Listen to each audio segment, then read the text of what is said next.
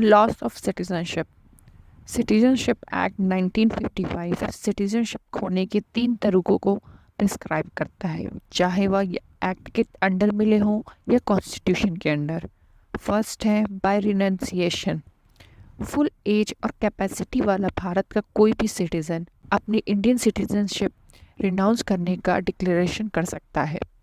उस डिक्लेरेशन के रजिस्ट्रेशन पर वह पर्सन भारत का सिटीज़न नहीं रह जाता है। हालांकि अगर ऐसा डिक्लेरेशन ऐसी वॉर के टाइम हो जिसमें भारत इंगेज हो तो इसका रजिस्ट्रेशन सेंट्रल गवर्नमेंट द्वारा रोक दिया जाएगा। इसके अलावा जब कोई पर्सन अपनी इंडियन सिटीजनशिप रिनाउंस करता है तो उस पर्सन के सभी माइनर चाइल्ड भी इंडियन सिटीजनशिप खो देते हैं।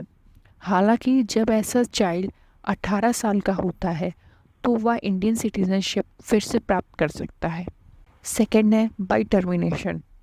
जब एक इंडियन सिटीजन अपनी मर्जी से बिना किसी दबाव के स्वेच्छा से या किसी मजबूरी से किसी दूसरी कंट्री की सिटीजनशिप एक्वायर करता है तो उसकी इंडियन सिटीजनशिप ऑटोमेटिकली टर्मिनेट हो जाती है।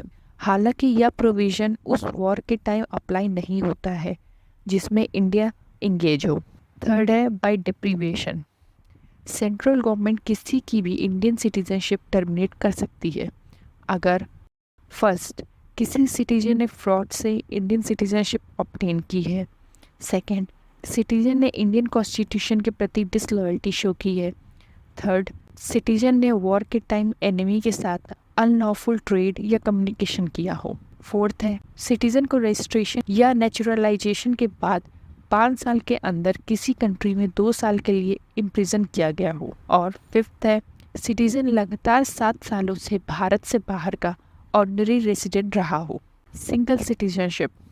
हालांकि इंडियन कॉन्स्टिट्यूशन फेडरल है और ड्यूअल पॉलिटी सेंट्रल और स्टेट इन्विसेज करता है, या केवल सिंगल सिटीजनशिप प्रोवाइड करता है जो कि इंडियन सिटीजनशिप है।